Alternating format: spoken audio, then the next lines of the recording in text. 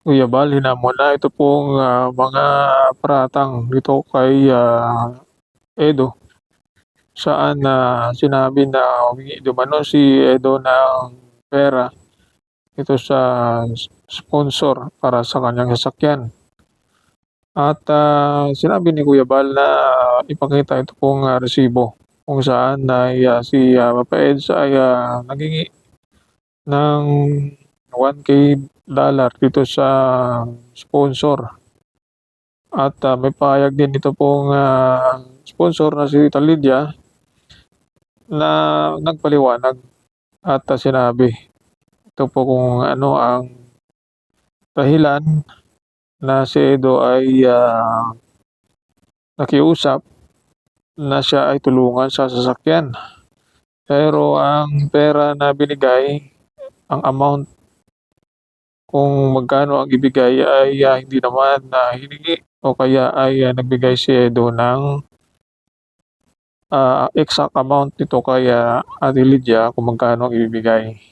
Kaya ito yung sinasabi na resibo na si Edo mismo ang nagsabi na ito ang amount na aking hingin sa'yo kung yun po ay binigay ng sponsor na ganong amount ay bukal sa loob niya na ganon ang halaga na ibigay doon kay Edo.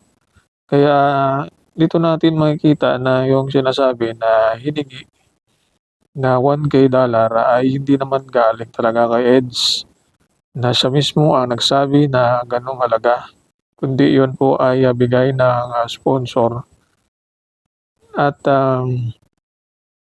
ito lang ang gusto ng sponsor na magpaliwanag sana si Kalingap Edo na siya ay ang bigay ng sponsor na pera para sa sasakyan ay i-acknowledge o kaya ay sasabihin na siya ay binigyan nga. Pero yun ay nabasa rin o kaya narinig din, nakita rin sa vlog na nagpasalamat itong si Edo kay Tita Lydia. At yun, ang naging issue dito ay yan ang pahayag ni Edo na kahit kailan ay hindi siya nanghingi ito sa mga sponsor. Pero yung ang banggit na yon ay patungkol lamang doon sa mga beneficiary na tungkol sa mga bini, mga kapakanan ng beneficiary. Yun siguro ang tinutukoy ni Eds na kahit kailan din naghingi ang mga sponsor ay kusang loob na nagbigay.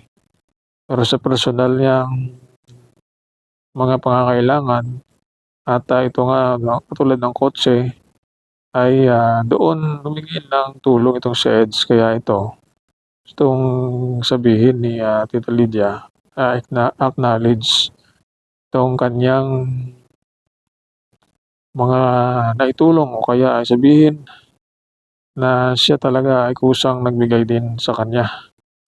Kaya ito, dahil sa issue na ito ay ang iba ay hindi mapakali at gustong linawin kay Edo itong kontrobersya sa sasakyan at nagpaliwanag na nga ito pong sponsor tungkol dito sa sasakyan. At ngayon ay mabait naman ito pong sponsor at wala naman siyang sinabi na masama ito kay Edo. Ito ay may konting hindi pagkakaunawaan lang sa bawat isa. Pero ito ay mapag-usapan at mabait naman itong sponsor ni Eds. Kaya ito ang ating update dito po sa kontrobersyal na paghingi di ba ni Edo ng 1K dollar sa sponsor.